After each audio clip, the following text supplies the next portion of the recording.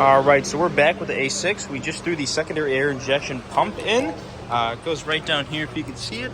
It's pretty simple. There's 3 nuts on there: the hose, the outlet hose, the inlet hose, and then the electrical connection. And everything was plugged in fine. So we got the electrical connection in, no issues, nothing going on with it. But we go to manually actuate it through the scan tool, and it wouldn't turn on.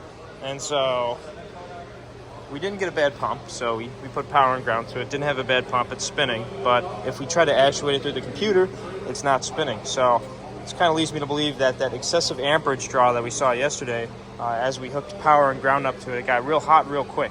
So that excessive amperage draw may have blew a fuse, so that's kind of my hypothesis right now. So we're going to go down the rabbit hole of looking into it. So we're going to go into active tests here. Yes. Boom, go over to secondary air injection pump relay. So the relay is going to be located under the ECU here. The ECU comes out with one little clip. You just pull that back, it'll pop out, and there's going to be 5 T20s holding this little cover in down here. Then we'll have access to this fuse box / relay box over here, and it's going to be this one back here. You'll feel a click when you try to activate it. We can feel a click, so we went ahead and pulled it out. And if you want to, you can manually activate it at home and test it out. So we have the multimeter set to continuity here, or ohmage. So this will kind of tell us whether or not it's got a complete circuit. So if you touch these 2 tips together and there's a complete circuit, you'll hear it beep. I'll tell you what resistance it has. So we're going to go up here, and we got a set of leads here. You could do this pretty much with any 2 wires at the house if you want to, but you will need a multimeter. So we're going to hook these up.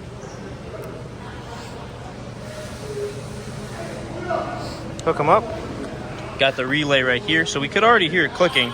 So we pretty much know it's going to be fine, but we're going to go ahead and make sure that it's really fine with our camera. So you can hear it click on and off. Essentially how the relay works is there's a control side and then the high voltage side. So it uses an electromagnet to control the high voltage side. So the high voltage side will normally be disconnected, and there'll be a small coil of wire going from one side to the other, and that'll essentially pull the switch shut, and that's what you're hearing when I click it. It's closing the circuit, so the circuit will be complete. When you don't energize it, the circuit will be open. So it's normally open, and then you close it with the control side. So here, clicking. We're going to go ahead and stick the ohm meters to this, and we're ohming out. So there is continuity between here, so we know the relay is good. They do sell like little relay testers online, but that's just an easy way to do it at home. So we know that that's good. We know that the relay is good. Let's check if the control side from the ECU is all right. So we're going to go ahead and do the same thing, except set this to 20 volts of DC. Don't want to do AC, it won't read. And we're going to stick the prongs on the control side of the circuit. So this will tell us if the ECU is commanding the relay closed, which would complete the circuit, allowing electricity to flow through the relay, closing it, supposedly energizing the secondary air injection pump. So we're going to go ahead and start it on.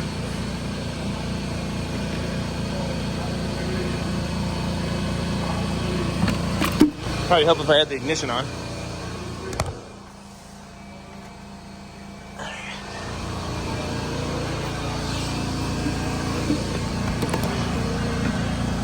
Alrighty, so we're going to go ahead and try that again. I believe the control side is the top and the bottom here, not the side ones.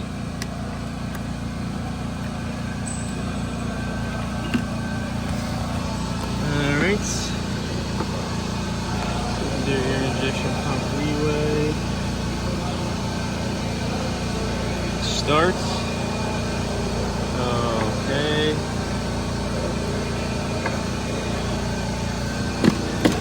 They should be able to see.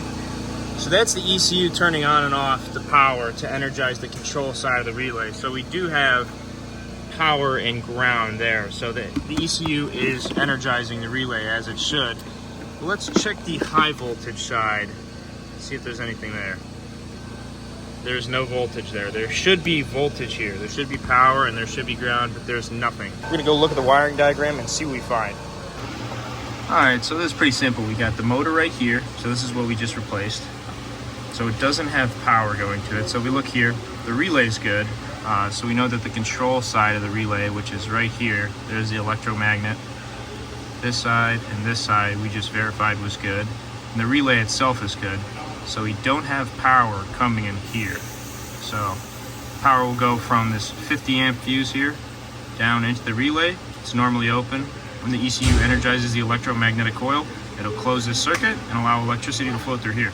But we're not seeing any power here. So we're gonna go ahead and take a look at this 50 amp fuse, which should be right next to it, and that may be the culprit. So this is the 50 amp relay. Go ahead and pull that out and we'll see if it's got continuity through it. Would you look at that? You put the leads on it? Nothing. So this has an open circuit. This has failed because of the excessive amperage draw from the failed secondary injection pump. Drew a little bit too much current and then it caused this fuse to fail. That's why you have fuses in the first place, to protect the wires in the circuit. So we have a good one right here. If you stick the leads up to it, you'll see the difference.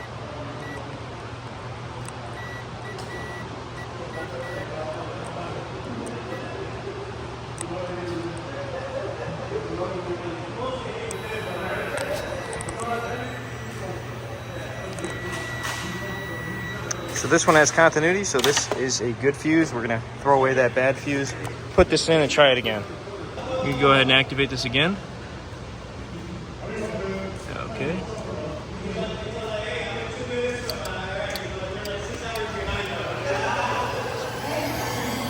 Now you hear this activating.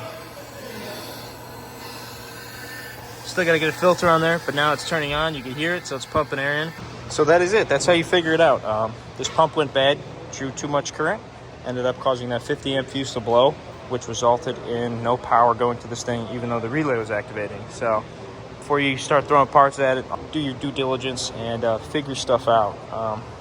Maybe a headache at first, but once you figure it out and know that you figured it out, it's definitely a little bit more satisfying than throwing parts at it and perhaps even bringing it somewhere for them to fix. So it's not too hard to do it at home. All you need is a T25. This just pulls right out. That's about it.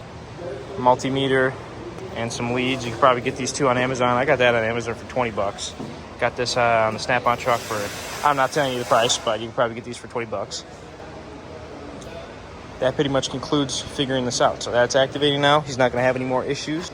Once the combi valves open up in the back and the ECU commands this on, it will blow fresh air underneath the supercharger at that T fitting back there into the combination valves and then heat up the catalytic converter a little bit faster. So he's going to be able to pass emissions now, and that will be the fix for today. So catch you guys in the next video.